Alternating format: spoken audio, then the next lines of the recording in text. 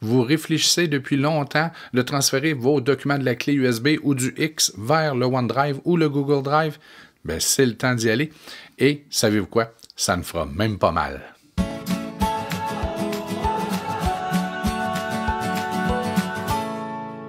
C'est maintenant le temps de faire le fameux grand ménage et de débuter le transfert des fichiers du lecteur X vers son OneDrive. Donc, allons-y, ne perdons pas plus de temps. Bien, premièrement, votre lecteur X est probablement saturé. Donc, de faire un peu de rangement, ça ne ferait vraiment pas de tort, mais c'est peut-être pas le meilleur endroit pour le faire, surtout que si vous faites des erreurs, ce n'est pas toujours facile de les retrouver, vos fichiers. Donc, allons-y, j'ouvre l'explorateur de fichiers.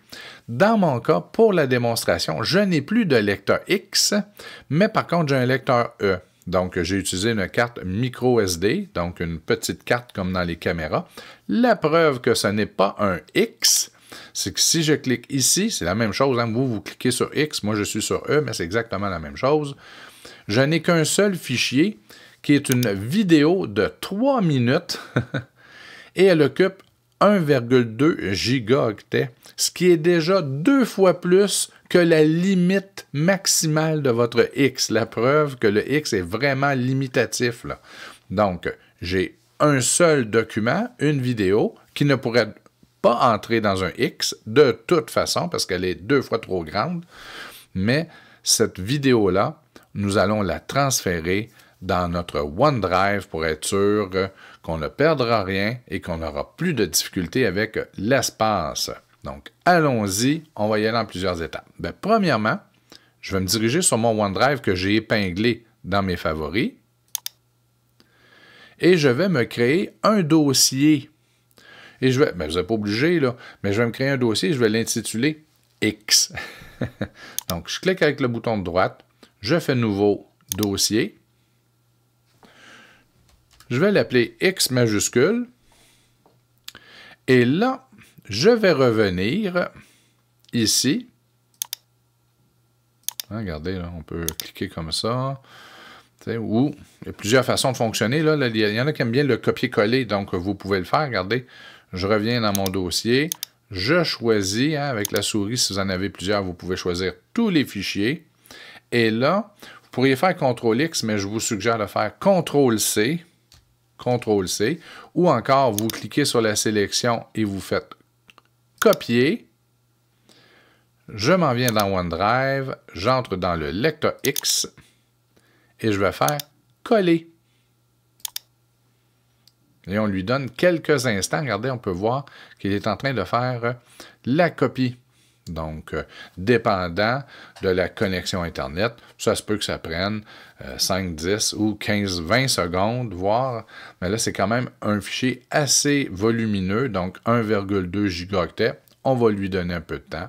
Je pourrais revenir ici. Regardez, il est encore en train de travailler. Et si je n'avais fait qu'un seul dossier, alors je pourrais retourner. Vous n'êtes pas obligé d'attendre. On attend avant d'éteindre l'ordinateur, d'accord? Mais vous pourriez continuer l'opération. Donc, retourner à votre X, choisir d'autres dossiers, en choisir 4 ou 5. On fait copier. Et là, on revient ici à notre lecteur OneDrive dans X. Et on fait coller. Donc, vous répétez l'opération. Une fois que vous avez terminé, qu'il n'y a plus de petites flèches qui tournent, bien, vous allez vérifier si vous n'avez pas oublié de fichier. Ça, c'est important.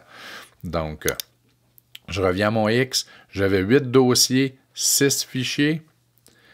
Je viens à OneDrive. Je vérifie dans X ou le dossier que vous avez choisi si vous avez les 8 dossiers et les 6 fichiers. Et prenez donc quelques secondes pour entrer dans un dossier pour voir si tous les fichiers se sont bel et bien copiés. Une fois que c'est fait, qu'il n'y a plus les petites flèches, ça va être le temps de vider son X.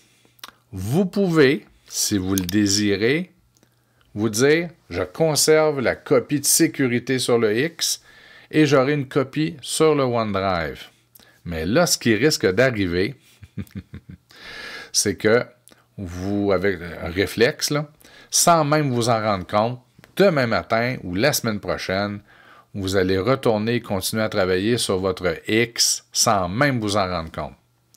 Et là, vous allez avoir 2 versions des fichiers qui ne seront plus les mêmes. Là, les chances de perdre quelque chose sont assez énormes. On doit se l'avouer. Donc, une fois que vous êtes assuré que tout était rendu dans le OneDrive, le meilleur conseil que je puisse vous donner, c'est de prendre ce qui est dans le X et de peser sur le bouton supprime.